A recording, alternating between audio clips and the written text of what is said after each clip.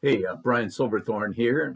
Based on a couple of requests I received recently, I'm going to start a new series on the channel. It's a step-by-step process that you need to go through to start and grow a successful business. So, some of the topics that we're going to cover are, what business is right for you, why you're in business, how you plan to do your business, where you plan to do your business, what you need to do to get prepared initially, how you're going to acquire customers, how you're going to take care of your customers.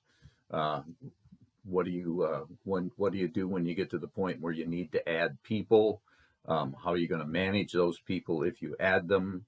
How are you going to build systems to help your business grow more successfully and more automatically? How are you going to set expectations and standards of measurement for your operations and for the people that you have in your business?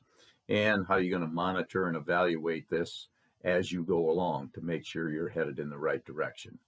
So if you're interested in this, I'll be starting the first video in the next day or two. Get your pencil and paper out.